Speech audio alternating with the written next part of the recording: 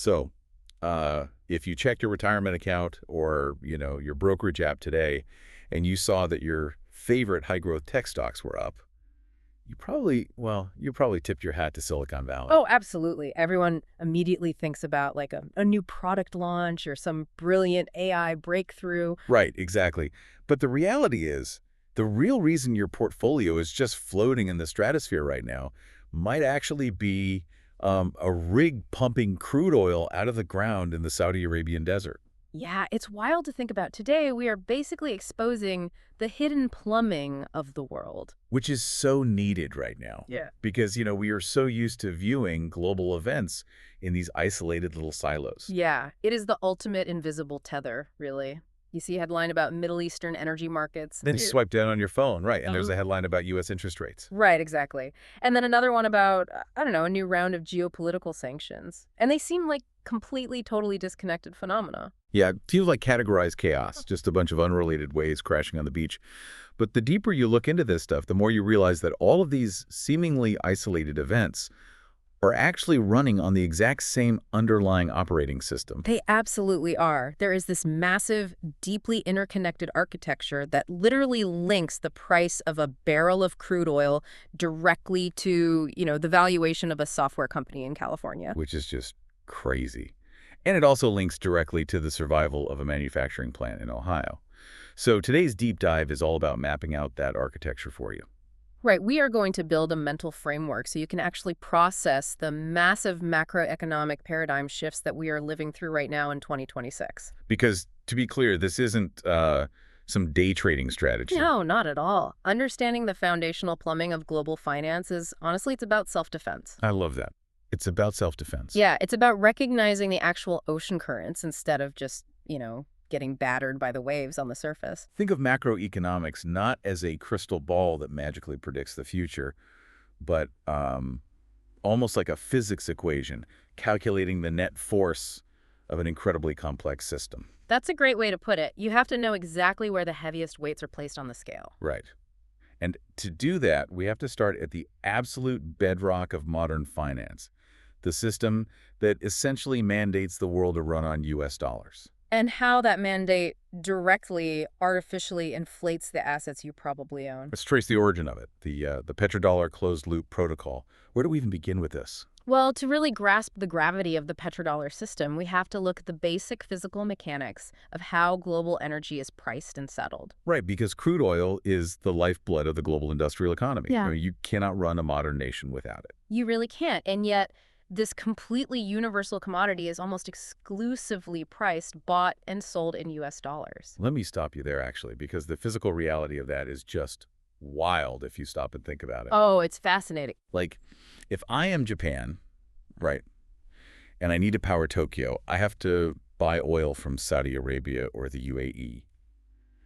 But I cannot just hand the Saudis Japanese yen. No, they won't take it. Right. And if I'm Germany, I can't just wire them euros. Exactly. The transaction simply won't clear. The oil-producing nations demand U.S. currency, period. So is Japan or Germany, your very first step before you even negotiate the price of the oil is to go out into the foreign exchange markets and buy billions of U.S. dollars. Right, which creates this permanent, massive baseline demand for the dollar that has absolutely nothing to do with buying American-made products. Wow. Okay, so it's a demand based purely on accessing energy. Purely energy, yeah. Okay, so that's the first half of the loop. The world is constantly scrambling to get their hands on dollars. Yeah. But what happens on the flip side? Like, what happens to the countries actually selling the oil? Well, the oil-producing states, Saudi Arabia, the UAE, Kuwait, the big players, they accumulate these massive, just unimaginable dollar surpluses. We are talking hundreds of billions of dollars, right? Yeah. Oh, easily. Hundreds of billions flooding into their national accounts every single year. But you have to remember, a sovereign wealth fund cannot just leave $100 billion sitting in a commercial bank's checking account. Obviously not. I mean, Yeah. the FDIC only insures up to a couple $100,000, right? Exactly. $100 billion just sitting in cash is basically uninsurable dead weight. It's completely exposed. Right. So these sovereign nations desperately need a vehicle to park that wealth that offers two non-negotiable guarantees: absolute safety and absolute liquidity. They need to know the money won't disappear, and they need to know they can access it on, like, A random Tuesday morning if a crisis hits. Exactly. And the only financial parking lot on the entire planet big enough for that kind of cash is the U.S. Treasury market. The debt issued by the United States government. Yes. That is the recycling mechanism of the petrodollar system. The oil states take the dollars they earn from selling crude, and they are essentially forced by the physical mechanics of the global system to reinvest those dollars back into U.S. assets. They buy U.S. treasuries. They literally loan the money right back to the United States. We're back. It's a closed loop. Okay, so here is where the physics equation really comes into play for the listener's portfolio. Because the story doesn't just end with Saudi Arabia buys American debt. No, not at all. There is a massive second-order effect here that bleeds directly into Wall Street and Silicon Valley. Let's walk through how a bond yield actually works in this scenario. Sure. So when you have this relentless mandated wave of foreign capital crashing into the U.S. Treasury market, it creates this artificial, completely price-insensitive demand. Meaning they don't care about getting a good deal. Right. Sovereign wealth funds aren't bargain hunting. They're just dumping capital into the safest asset they can find. And massive demand naturally pushes the price of those Treasury bonds up. And because bond prices and yields, the yield being the interest rate the government have to pay, move on a seesaw, right? When the price goes up, the yield goes down. Exactly. The yield gets artificially suppressed. By relentlessly buying American debt, foreign oil producers are structurally pushing down long-term U.S. interest rates. Wow. And in the world of high finance, the yield on long-term U.S. treasuries isn't just some abstract number. It is widely considered the risk-free rate. It's the baseline, like the foundation of the house. It is the absolute foundational number used in almost every major valuation model constructed by Wall Street analysts. Let's unpack that for a second for you listening. If I am an analyst trying to figure out what a high-growth tech stock, let's say, I don't know, an AI hardware company is actually worth today, I'm going to use a model. Right, usually a DCF, a discounted cash flow model. Yeah, so the logic of a DCF is pretty straightforward, even if the math gets a little messy. You are basically trying to estimate how much cash this company is going to generate 5, 10, or 15 years from now. But a dollar earned 10 years from now is obviously not worth a dollar today. Exactly, because of inflation and opportunity cost. So you have to discount those future profits back to today's present value. Think of the discount rate like gravity. Oh, I like that. Yeah, if the discount rate is high, meaning gravity is strong, those future profits get pulled aggressively down to earth. The company just isn't worth that much today. Makes sense. But if the discount rate is low, if gravity is weak, those future cash flows retain a massive amount of their value, and the company's valuation just floats up into the stratosphere. And what determines the strength of that gravity? The risk-free rate, the yield on the U.S. Treasury bond. Which is being pushed down by the oil money. Exactly. Because of the petrodollar recycling system, because foreign oil states are relentlessly buying U.S. debt, the risk-free rate has historically been held artificially low. Gravity has been turned down. That is just mind-blowing. The denominator in every tech valuation model is essentially being manipulated by foreign oil money. It creates a massive structural tailwind. So those high-growth tech stocks receive a systemic valuation boost simply because energy is settled in dollars. It artificially inflates the PE ratio, right? The price-to-earnings multiple. Exactly. Investors are suddenly willing to pay a much higher price for every dollar of the company's earnings because the baseline interest rate environment is so accommodating. But analyzing macroeconomics requires us to look at what happens when those underlying conditions change. Right, because nothing lasts forever. And if the petrodollar system weakens, which is honestly a dominant theme in the 2026 geopolitical landscape, the net force shifts dramatically. It does. Let's explore the downside. What if these oil-producing nations start accepting other currencies? Or, what if they decide they just don't want to recycle as many dollars back into U.S. debt? That massive artificial demand for U.S. treasuries just begins to evaporate. Poof, gone. And without that guaranteed foreign buying pressure, the U.S. government still has to fund its deficits, right? So it has to attract other buyers. And the only way to attract new buyers is to offer them a higher return. Exactly. Long-term U.S. interest rates would have to rise structurally. Gravity gets turned back up. The risk-free rate goes up, the denominator in all those DCF models expands, and suddenly the present value of future corporate earnings just collapses. You would witness a systemic reevaluation of all asset prices across the board. The valuations of high-flying tech stocks would compress violently. And to be clear, that massive drawdown wouldn't happen because the tech companies missed an earnings report or, like, failed to release a new product. No, they could be executing their business plans perfectly. They get crushed simply because the foundational discount rate of the global economy shifted right under their feet. The architecture dictates the outcome. However, mapping this out isn't always a straight line. Macroeconomics is fraught with competing crosscurrents. I'm glad you brought that up, actually, because I have a major pushback here. Macro logic is notorious for these wild, competing contradictions. Oh, absolutely. Let me trace a completely different path for you. Let's say a major war breaks out and the price of crude oil skyrockets. By the logic of the petrodollar loop we just discussed, the oil states make substantially more dollars. They recycle those extra dollars into U.S. treasuries, which pushes bond yields down, which lowers the discount rate, which is phenomenal for tech stocks. Right. That is chain A of the logic. But wait. Higher oil prices also cause massive global inflation because the cost to manufacture and transport literally every good on Earth goes up. Yeah. And when inflation spikes, the U.S. Federal Reserve steps in to act as the firefighter. They are forced to aggressively raise their benchmark interest rates to cool the economy down and stop inflation. Which is bad for risk assets. Terribly bad. Yeah. Rising Fed rates crush tech stocks. So that is chain B. You have two chains of economic logic that perfectly contradict each other. How does someone listening know which chain reaction actually wins out in the real world? That tension is basically the essence of macro strategy. You have the petrodollar recycling pushing interest rates down, fighting in real time against the Federal Reserve, pushing interest rates up to combat energy-driven inflation. So it's a tug of war. It is. And the key to not getting wiped out by these contradictions is identifying the dominant factor in any specific economic environment. So the winner of that tug of war changes depending on the era. Exactly. Let's look at the inflation shock we experienced a few years ago. In an environment where inflation is running hot and threatening to unmoor consumer expectations, chain B becomes the absolute dominant factor. The Fed takes over. Right. The Federal Reserve's blunt force interest rate hikes will completely overpower the subtle downward pressure from foreign treasury purchases. The domestic central bank takes control of the steering wheel. But in a different era. In a period where global inflation is relatively subdued, supply chains are functioning smoothly, and global trade is expanding, chain A quietly takes over. Petrodollar recycling becomes the dominant invisible hand. Yes. It acts as a structural anchor that keeps long-term rates lower than domestic U.S. economic growth would typically suggest. Understanding those boundary conditions is everything. That concept of boundary conditions actually raises a really fascinating, almost physical question for me. Okay, let's hear it.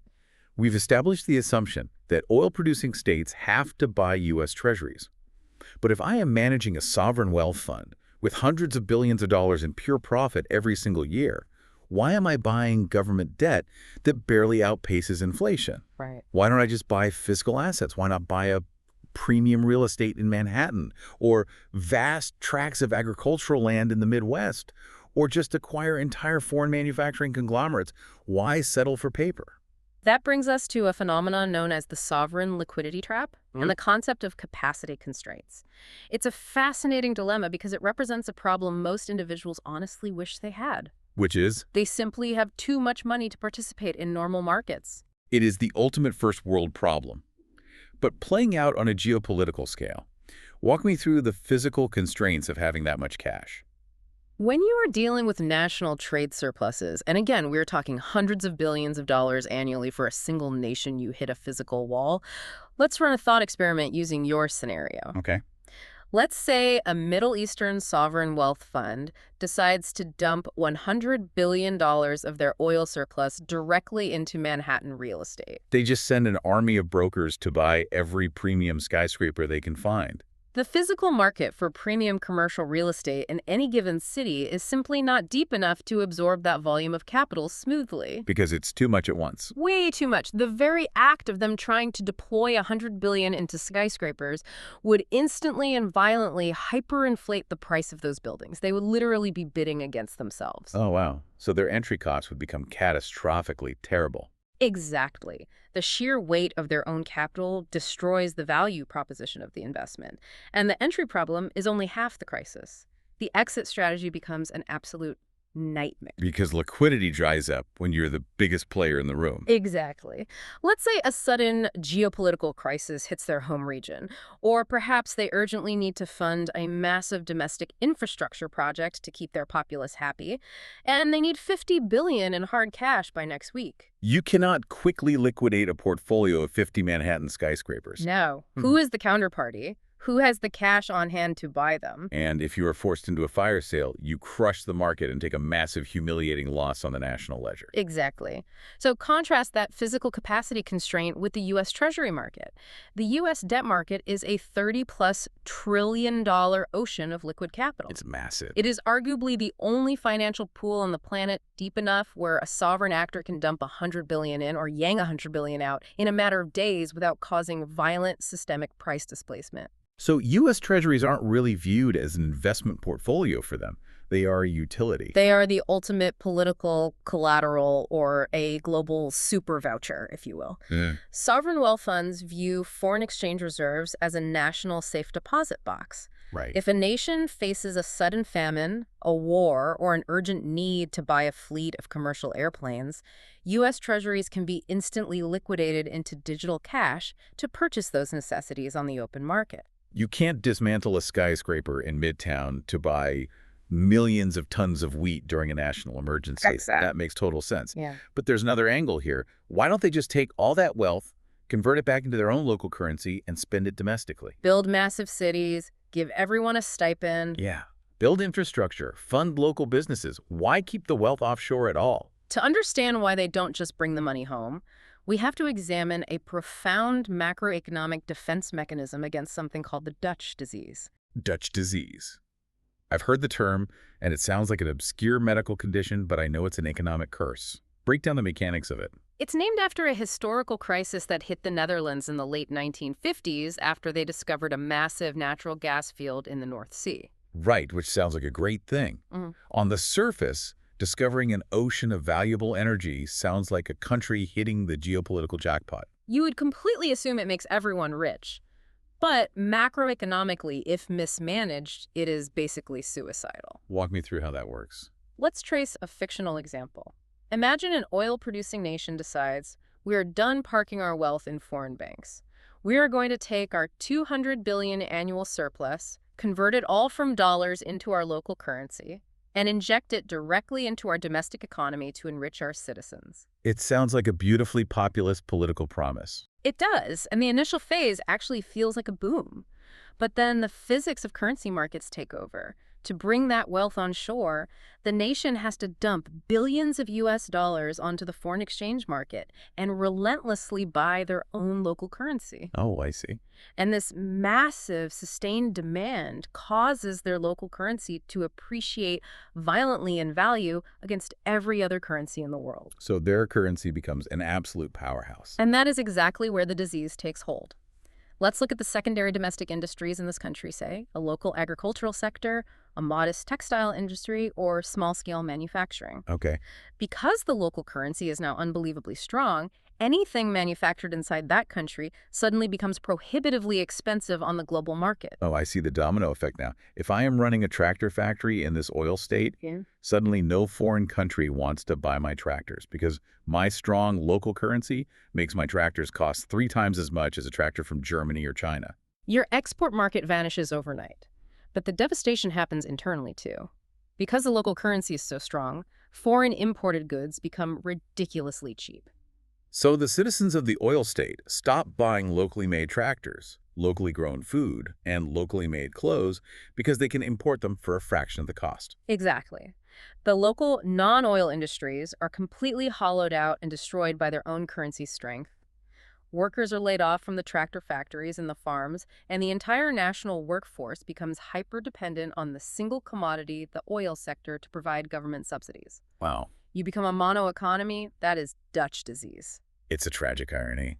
The wealth from the natural resource destroys the rest of the nation's productive capacity. So to protect their domestic industries and maintain a diversified workforce, these nations are virtually forced to leave their surplus wealth offshore in foreign assets. They quarantine the wealth to protect the homeland. So synthesizing everything we've just uncovered, U.S. debt isn't an investment vehicle for them to get rich. It's a massive, necessary national safe deposit box Right. that prevents their own economies from overheating via Dutch disease. Precisely. And it's the only financial pool deep enough to absorb their cash without freezing up. Correct. But if that is the fundamental truth, looking at the geopolitical landscape of 2026, I have a glaring question. Let's hear it. China is the world's largest oil importer. They have a massive economy. Why aren't the oil states putting their surplus wealth into the Chinese safe deposit box instead? Why does the U.S. Treasury remain the absolute default? That question transitions us directly into the core geopolitical friction of 2026.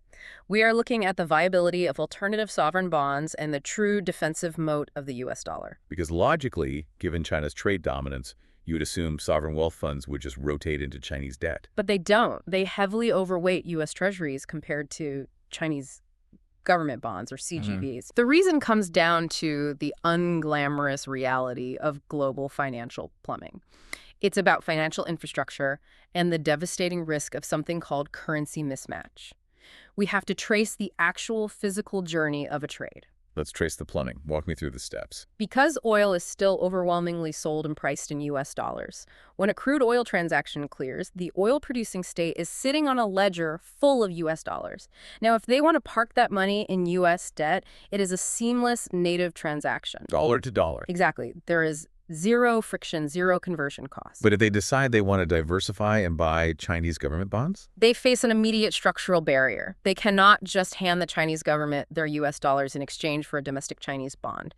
They have to undergo a complex conversion process through global clearinghouses. Right. They have to sell their U.S. dollars, buy offshore or onshore RMB, the Chinese currency, and then use that newly acquired RMB to purchase the Chinese bond. And every time you force a currency through a clearinghouse, you pay a toll. You pay transaction fees, yes, but the fees are negligible compared to the true danger, the exchange rate risk over the entire lifespan of the bond.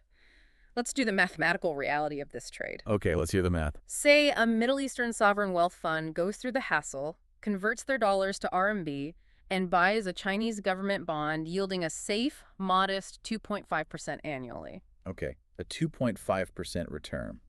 Not bad for a sovereign safe haven asset. But remember, they bought it with money that originated as dollars, and their ultimate purchasing power for global goods like buying European aircraft or American wheat is still measured in dollars. Right. What happens if, over the course of that year, the U.S. dollar appreciates by 3% against the Chinese RMB? Ouch. I see the trap. They earn 2.5% on the Chinese bond, but the underlying currency they are holding lost 3% of its value relative to their baseline dollar. In real dollar terms, their total return is actually negative 0.5%. They lost sovereign wealth just by holding a different currency. That is the lethal nature of currency mismatch. So unless the original oil transaction is settled directly in RMB, which is the whole concept behind the petro-RMB narrative China's pushing, the oil states have absolutely zero financial incentive to take on that massive exchange rate risk just to hold Chinese debt. It is an unnecessary risk for a wealth fund whose mandate is capital preservation. Furthermore, there is the persistent issue of the exit door. Entering the Chinese bond market has become easier in recent years, but what about getting the money out during a crisis? We are back to the capacity constraint, but this time it's not a lack of buyers, it's a regulatory wall. Exactly. China's capital account is not fully open. The Chinese government maintains strict capital controls to manage their economy. They regulate money entering, and more importantly, they fiercely regulate money leaving the country. Which is terrifying for an investor. For a sovereign wealth fund, the absolute highest priority is liquidity, the unhindered ability to seamlessly exit a position. Because if my country is facing a sudden regional war, I cannot be stuck waiting in line for a regulatory approval stamp from the People's Bank of China to access my own national savings. The certainty of the exit is often far more valuable than the yield on the bond itself. The U.S. Treasury market has a completely open capital account. Right. You can sell $50 billion in treasuries on a Tuesday afternoon and have the hard cash wired to buy jet fighters on a Wednesday morning. No one in Washington stops the wire transfer to check capital quotas. But wait, I am looking at this like a corporate finance problem. If the Chinese government knows that currency mismatch is the massive friction point preventing these sovereign funds from buying their debt, why doesn't China just issue massive amounts of U.S. dollar-denominated debt? Like they could literally just say, hey, Saudi Arabia, you have dollars. Great. Buy our Chinese sovereign bonds, and we legally promise to pay you back your principal and your interest in U.S. dollars. Problem solved, right? On a corporate spreadsheet, it sounds like a brilliant workaround. But for a sovereign nation, issuing debt in a currency you do not control and cannot print is considered a cardinal sin of macroeconomics. Because they can print unlimited RMB if they get in trouble, but they cannot print a single U.S. dollar. Precisely. If the Chinese government issues massive amounts of sovereign debt in U.S. dollars, they are creating a catastrophic sovereign risk for themselves. Think about the revenue side. Okay. The Chinese government collects its taxes, generates its fees, and runs its domestic economy entirely in RMB.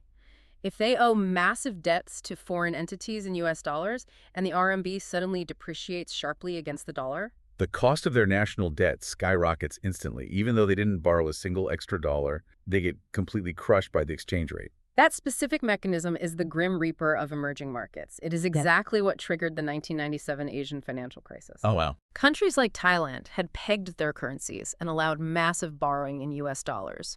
When the peg broke and their local currencies collapsed, their dollar-denominated debt became unpayable overnight, bankrupting entire nations. China is far too economically disciplined and historically aware to ever fall into that trap. But we do see China issuing U.S. dollar debt occasionally. They issue small batches of it. If they don't need the dollars because they sit on trillions in foreign exchange reserves and they know the risk, why do they do it at all? They issue those small batches strictly to set a benchmark. If a major Chinese corporation, say a global tech conglomerate or a massive EV manufacturer, wants to raise capital in the international markets by issuing their own dollar bonds, international investors need a risk baseline to price that corporate debt. Oh, I see. The investors need to know what the risk-free rate is for the Chinese sovereign government before they can add the extra risk premium for a private Chinese company. Exactly. The government issues a highly controlled small amount of dollar debt simply to establish a sovereign yield curve. It gives the global market a reference point so that Chinese corporations aren't forced to pay extortionate speculative interest rates when they raise money abroad. It is strategic corporate pricing support, not a desperate plea for national funding.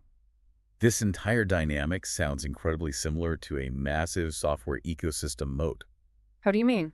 like how Apple makes it completely, utterly seamless to buy an app, sync your photos, or upgrade your hardware if you are already living inside their walled garden.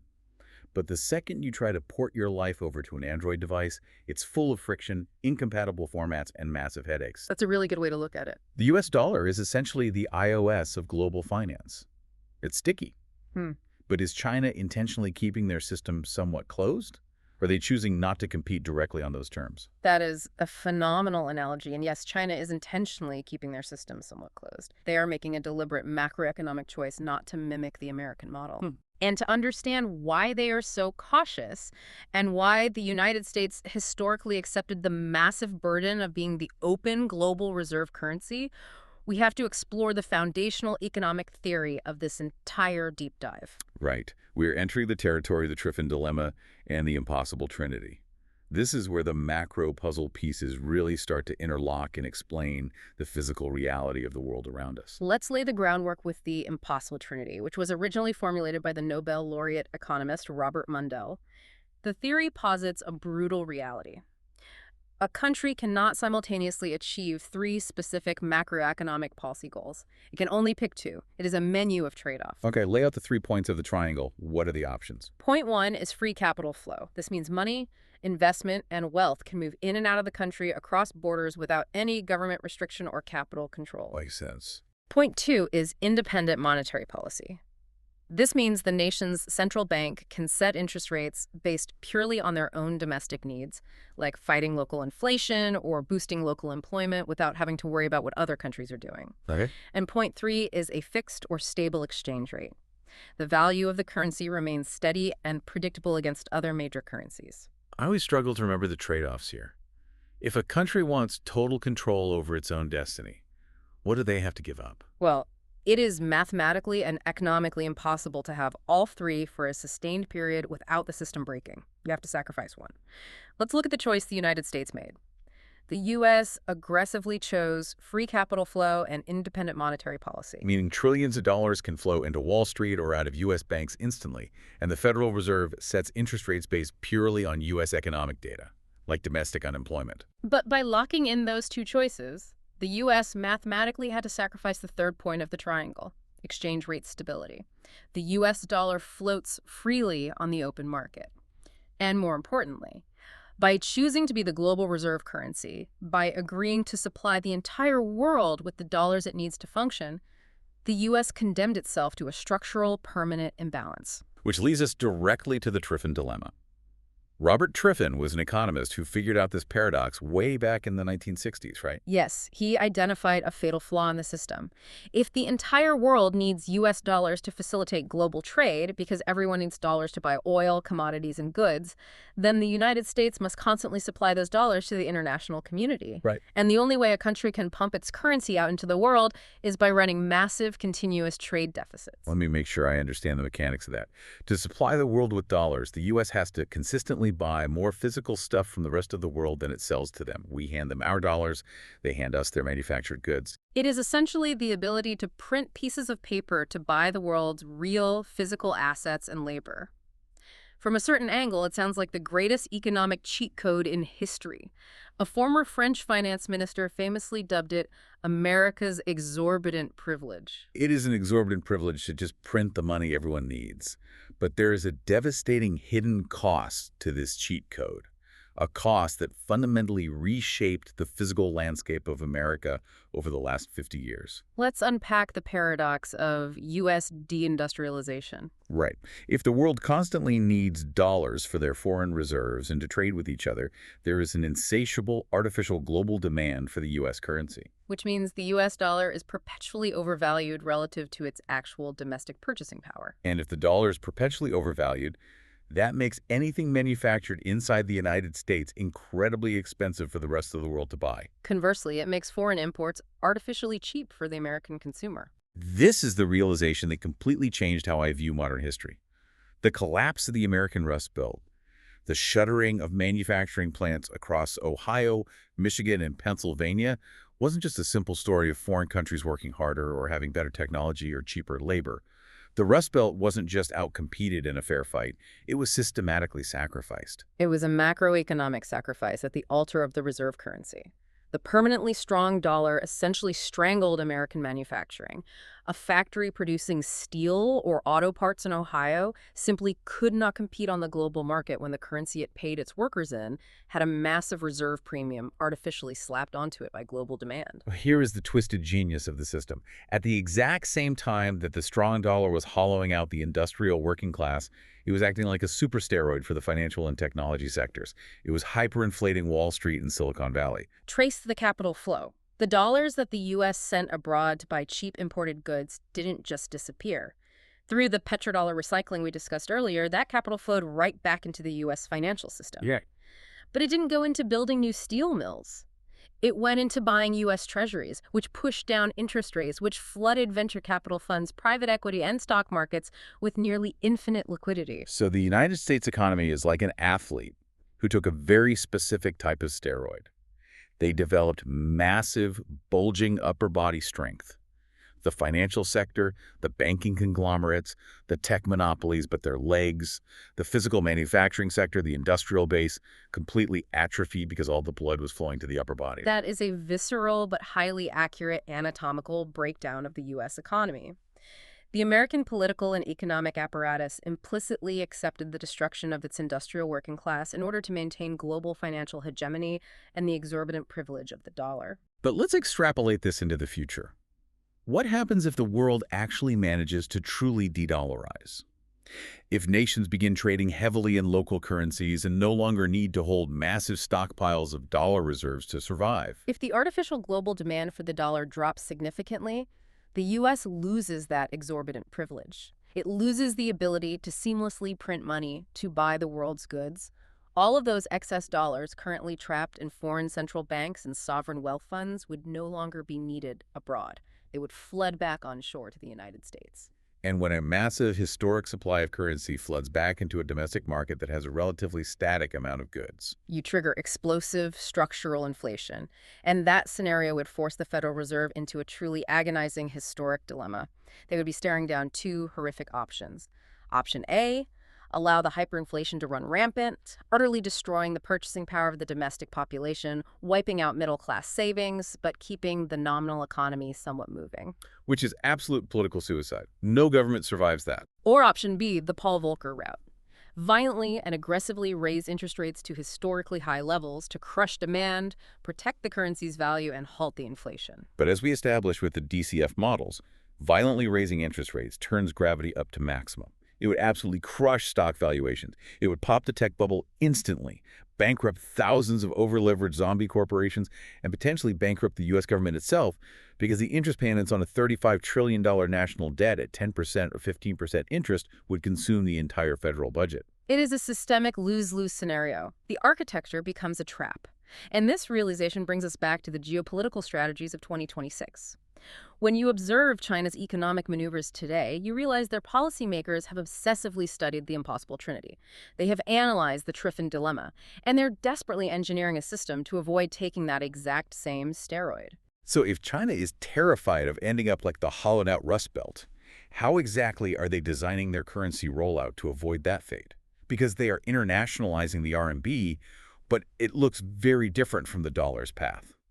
China is engaging in a strategy of controlled internationalization. They absolutely do not want the RMB to become the exact, fully convertible equivalent of the US dollar right now. And their extreme caution is heavily informed by regional history, specifically the trauma inflicted on Japan in the 1980s. The 1985 Plaza Accord. This is a massive cautionary tale in macroeconomic circles. Paint the picture of what happened. In the early 1980s, Japan was an absolute export juggernaut. They were dominating global manufacturing in autos and electronics, running massive trade surpluses with the United States. The U.S. manufacturing sector was screaming for relief. So, under immense political and tariff pressure from Washington, the major economic powers met at the Plaza Hotel in New York. Japan signed the Plaza Accord, agreeing to intervene in the currency markets to let the Japanese yen appreciate massively in value against the dollar. They intentionally let their currency get super strong to appease the U.S. And it was economically devastating in the long run.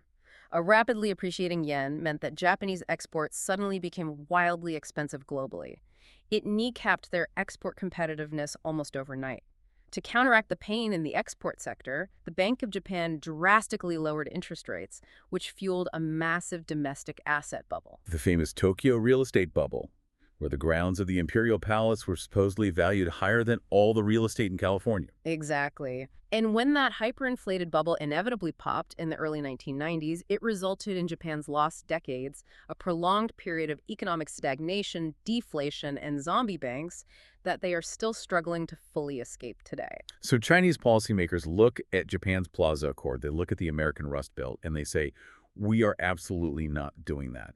We will not let our currency appreciate wildly and destroy our manufacturing base. So they return to the menu of the impossible trinity, and they make a fundamentally different choice than the United States.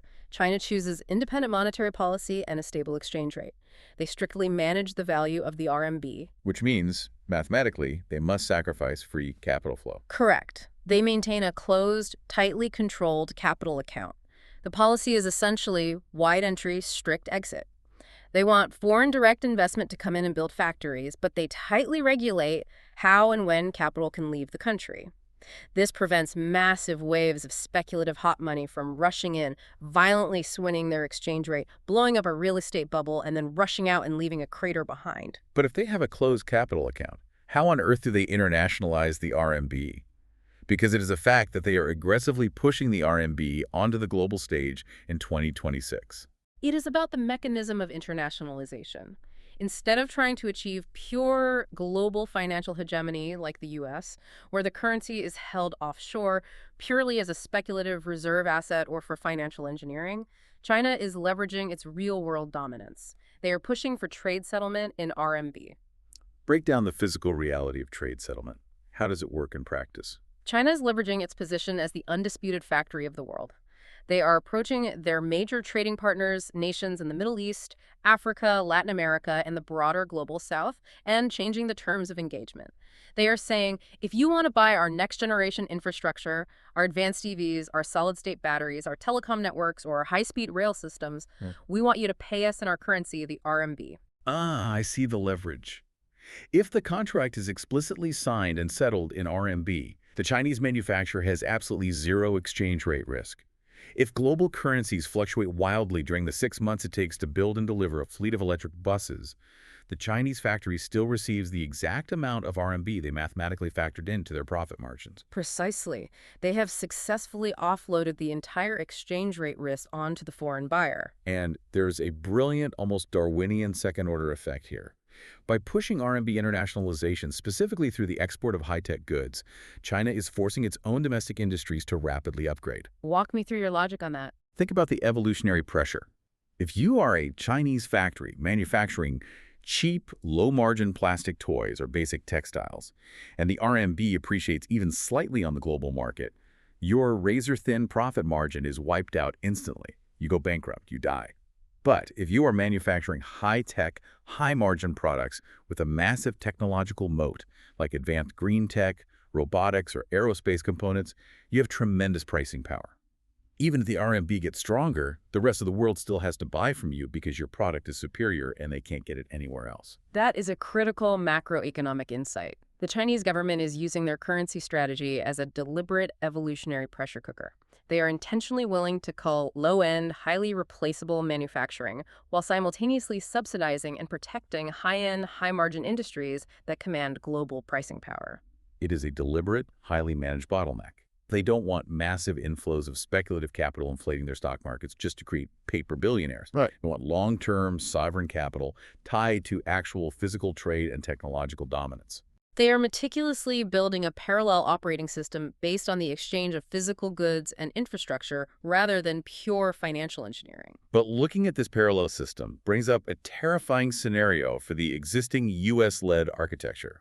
We've clearly established that the U.S. dollar's dominance relies heavily on the trust, or at least the forced participation, of global actors relying on that safe deposit box. What happens to the U.S. system if that fundamental trust is suddenly and violently broken by geopolitics? This is the pivot point of the decade. We are now talking about the ultimate stress test of the global dollar system, the weaponization of finance. Over the past few years leading into 2026, we have watched the United States increasingly weaponize its currency and its monopoly over global financial plumbing. We hear terms thrown around on the news like OFAC sanctions and exclusions from the SWIFT messaging network. Let's define the weapons first. To understand the macro implications, we need to demystify the acronyms. SWIFT is essentially the secure WhatsApp messaging service for global banks. It doesn't actually hold money, it just securely transmits the instructions to move money across borders. If a nation or a bank gets kicked off SWIFT, they are financially excommunicated. They practically cannot do international business. And OFAC, the Office of Foreign Assets Control. Think of OFAC as the incredibly powerful financial bouncer of the U.S. Treasury. They maintain the lists of who is allowed in the club and who gets thrown out. And the way they enforce this introduces a critical legal distinction that we have to understand. The difference between freezing a sovereign asset and canceling a sovereign asset. Okay, walk us through the distinction, because it sounds like splitting hairs, but I imagine it's vital. Freezing an asset, which is what the U.S. spectacularly did to hundreds of billions of dollars of the Russian central bank's reserves in 2022, and has done to Iran and Venezuela, means you deprive the owner of the ability to move, sell, or utilize that asset. The funds are stuck in a frozen regulatory purgatory. However, legally, the asset still exists on the ledger. The United States still theoretically acknowledges that the debt is owed. It's like putting a massive government padlock on someone's bank account. Yeah. They can't touch a single dime, they can't buy food with it, but when they look at their bank statement through the window, the balance is still technically there.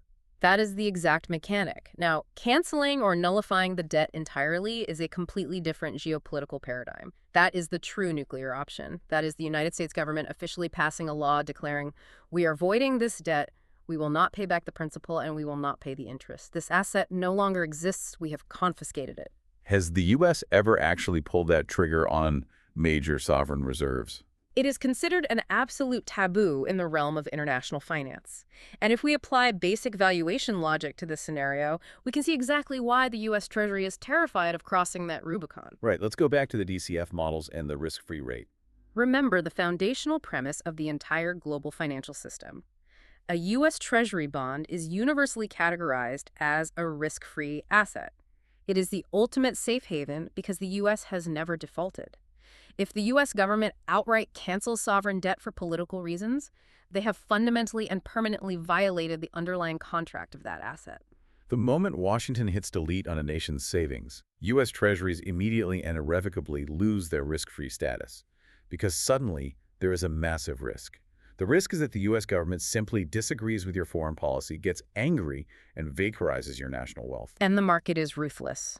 If U.S. debt is no longer mathematically risk-free, global investors will demand to be compensated for taking on that newly introduced political risk. The global risk premium on U.S. debt would spike violently. Which means the interest rate the U.S. has to pay to attract buyers, has to skyrocket.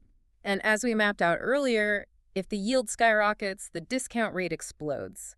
The denominator in every valuation model gets huge. Pulling the nuclear option of debt cancellation would trigger a global financial tsunami. Every single asset on Earth priced against the dollar would violently re-rate downwards. It would effectively end U.S. financial hegemony overnight because no sovereign nation would ever trust the U.S. Treasury as a safe deposit box again. So freezing assets is like taking away a nation's debit card. It's highly disruptive, it causes economic pain, but the institution of the bank survives. Canceling the debt is like the bank declaring the money in your account was a hallucination. Once a bank does that, no one on earth will ever deposit money in that bank again. That is the exact threshold. But here is the reality of 2026. Even just aggressively freezing assets has created a massive systemic chilling effect across the global financial system. To understand why capital is fleeing the dollar, we have to look at the look-through mechanics of modern sanctions.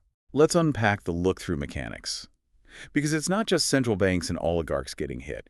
It trickles down to everyday capital flows. Sanctions are executed with varying levels of scope and precision. You have targeted sanctions, which are often managed through the SDN list, specially designated nationals. This targets specific, named individuals, corrupt officials, oligarchs, or specific shell companies. So if a specific billionaire is on the SDN list, their yachts are seized and their brokerage accounts are frozen. But what about a regular middle-class citizen of that sanctioned country who just happens to hold some U.S. tech stocks in an international brokerage account? Technically and legally, if they aren't on the SDN list, their assets are not sanctioned. They should be free to trade. But in the physical reality of the banking system, they suffer from a massive secondary liquidity crisis due to a phenomenon called overcompliance. Overcompliance. The banks are scared. Global banks are absolutely terrified of accidentally processing a single transaction for someone secretly linked to the SDN list, because doing so could result in the U.S. Treasury slapping them with billions of dollars in fines, or worse, kicking the bank itself off the SWIFT network. So the compliance departments at these massive banks engage in brutal de-risking. They just blanket ban everyone from that geographic region just to be safe. It's not worth the risk for the bank. Exactly. Even though the regular citizen is legally innocent, their international bank might abruptly refuse to process their wire transfers. Their brokerage might restrict them to sell-only mode, or their accounts might be suspended pending endless reviews. It creates a massive, unpredictable chilling effect for anyone holding dollar assets. And how does that contrast with the broader tool, a comprehensive embargo? A comprehensive embargo, like the regime the U.S. maintains against North Korea or Iran, operates on a completely different, much blunter logic model.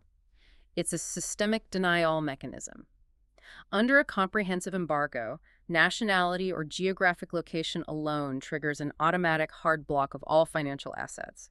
If a citizen of an embargoed nation somehow managed to open a U.S. brokerage account, the moment their nationality or IP address is flagged by the system, the account is frozen by law, regardless of who they are or what they do for a living. So whether it is targeted sanctions causing global banks to panic and overcomply, or comprehensive embargoes hard-blocking entire nationalities, the overarching message broadcast to the rest of the world is crystal clear. The message received by global capital is this: jurisdiction risk has now superseded traditional credit risk. That is a profound shift. Because of this rising, unpredictable jurisdiction risk, global capital isn't just sitting around passively waiting to get frozen or locked out of the system. It is actively seeking alternatives, and in doing so, it is reshaping the entire hierarchy of global currencies. Let's look at the landscape of defensive arbitrage in 2026. In previous decades, if you wanted to build a safe portfolio, diversification meant holding different asset classes. You held a mix of equities, government bonds, maybe some corporate debt, and some real estate. Today, true diversification means holding assets in completely different legal jurisdictions to prevent a single point of geopolitical failure. You are diversifying your legal exposure. So let's draft the players. Let's break down the top alternative currencies to the US dollar in 2026 and examine their specific utilities. Who is holding the number 2 spot? The undisputed number 2 remains the euro. It handles roughly 20% to 22% of global cross-border payments. What makes the euro useful for a sovereign wealth fund or a massive multinational? It is the dominant native currency for trade within the European continent and is heavily utilized in African trade networks.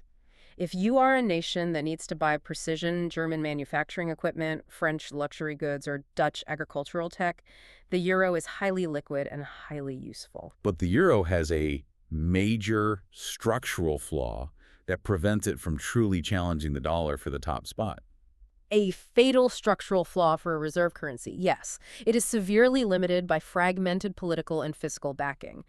Europe has a unified central bank, the ECB, but there is no unified European treasury. We saw this during the sovereign debt crisis. Germany is fundamentally not willing to infinitely backstop the sovereign debt of Greece, Italy, or Spain. Right, they don't want to pay for another country's overspending. Because of that political fragmentation, there is no single, massive, universally safe Eurobond market that can rival the sheer depth and liquidity of the U.S. Treasury market. Sovereign wealth funds can't dump $100 billion into a unified European safe deposit box because it doesn't exist. Okay, what about the British pound? It feels like a legacy player from a bygone empire, but it's still hanging around. It is a legacy player, currently handling around 7% of global payments, but the pound survives because it maintains a very specific, highly specialized utility. It serves as the legacy anchor for offshore finance, complex legal contracts, and global insurance markets. The legal system in London is deeply trusted for arbitrating cross-border mergers and acquisitions and maritime insurance. The legal framework is the moat. Next up, the Japanese yen. Japan's domestic economy has been famously sluggish and deflationary for decades, yet the yen is still everywhere in global financial plumbing. Why? The yen serves as the ultimate funding currency. Because the Bank of Japan has historically fought deflation by maintaining incredibly low or even negative interest rates for years, global investors use the yen to execute the carry trade. I want to make sure I understand the mechanics of the carry trade, because it sounds like free money. If I am a massive hedge fund, I go to a bank in Tokyo and borrow a billion yen at basically 0% interest. Then I immediately take that yen, convert it to US dollars, and buy US Treasury bonds yielding 5%. I pay back my 0% loan to Japan, and I pocket the 5% difference as pure profit. That is the exact mathematical mechanic, assuming the exchange rate doesn't suddenly blow up on you. Because of that dynamic, the yen acts as a vital liquidity nurse for the global financial system. It provides the cheap capital that fuels risk-taking elsewhere. It's also deeply entrenched as a major safe haven currency during regional panics in Asia. And finally, the challenger we've been circling this entire deep dive, the Chinese yuan, or RMB. The RMB is the fastest-growing challenger in the currency hierarchy. By 2026, it has aggressively pushed its way into the top tier of global trade settlement. But its utility is completely different from the financial engineering of the yen or the legal legacy of the pound. Radically different. China is systematically locking down physical commodity pricing power. We are witnessing the maturation of the petro-RMB, where massive energy shipments from the Middle East and Russia are increasingly priced and settled entirely in RMB. Furthermore, as China exports its physical infrastructure via the Belt and Road Initiative and its high-tech manufacturing, it is forcing RMB settlement. They're building an ecosystem based on physical goods, raw materials, and tangible infrastructure, rather than just paper financial speculation. Exactly. It's a commodity-backed trading bloc. So let me ask a highly practical question for the listener who's trying to process all of this macro theory into actionable perspective. If I am building my personal knowledge base or even managing my own portfolio strategy, does this geopolitical shift mean that geographic diversity is now mathematically more important than traditional currency or asset diversity? In the macroeconomic landscape of 2026, absolutely. Holding euros or Japanese yen in a brokerage account physically located and regulated in the United States does not protect you from U.S. jurisdiction risk. True, defensive diversification now requires holding assets that legally clear through completely different sovereign clumbing systems. You are no longer just hedging against the mathematical fluctuation of an exchange rate, you are actively hedging against the geopolitical freezing of the pipes. Okay, wow. We have covered an immense complex amount of ground today. Let's synthesize this journey. We started by looking under the hood of the petrodollar closed-loop system. We mapped out how the mandated recycling of global oil profits into U.S. treasuries acts as a massive artificial weight on the scale, suppressing interest rates and directly inflating the valuations of the tech stocks sitting in everyday retirement accounts. Then we zoomed out to the impossible trinity, which exposed the brutal macroeconomic trade-offs that nations are forced to make. We saw the true cost of the dollar's exorbitant privilege, and how the United States systematically sacrificed its industrial base, the Rust Belt, to pump a steroid into Wall Street and maintain a strong reserve currency. And finally, we explored the physical realities of the 2026 landscape. We saw how the aggressive weaponization of the dollar via OFAC sanctions, SWIFT exclusions, and the terrifying precedent of freezing sovereign central bank reserves is shattering the fundamental trust that holds the old system together. It is accelerating the world toward a fragmented, multipolar currency ecosystem where jurisdiction risk is the ultimate metric of safety. So if you are listening to this, you have just massively upgraded your mental models. Understanding these deep tectonic architectures doesn't give you a hot day trading tip for tomorrow morning's opening bell, but it does something infinitely far more valuable. It protects you from being blindsided by catastrophic paradigm shifts. It allows you to strip away the noise. When you read a headline tomorrow about a new bilateral trade agreement, a sudden central bank interest rate decision, or a new package of geopolitical sanctions, you won't just see isolated events. You will be able to identify the underlying systemic currents driving that action. You are seeing the matrix. But before we wrap up, I want to leave you with a final, lingering thought. Something that builds on the vulnerabilities we've discussed today, but pushes the timeline even further out. We've established that the ultimate problem for sovereign wealth is a physical capacity constraint. They have too much money and desperately need a safe, deep, liquid place to park it. For 50 years, the undisputed answer was U.S. government debt. As geopolitical trust fractures, we see them desperately rotating into physical gold or testing the waters with Chinese bonds. But think about the undeniable trajectory of technology. As we move deeper into a fully digitized, fiercely AI-driven global economy, what happens if the next true global reserve asset isn't a national fiat currency issued by a flawed central bank, and it isn't a shiny physical metal dug out of the ground? Yeah. What if the ultimate sanction-proof, politically neutral safe haven asset becomes a decentralized network of pure compute power and energy credits? If the underlying universally demanded utility of the future economy isn't oil, but processing power and electrical energy. Exactly. If you no longer need a national safe deposit box located in Washington or Beijing because the ledger is distributed globally across a decentralized cryptographic network, who really holds the economic power then? That is the ultimate macroeconomic paradigm shift. Something to chew on as you watch the markets this week. Thank you for joining us on this deep dive. Keep questioning the narratives you are handed and always keep looking beneath the surface.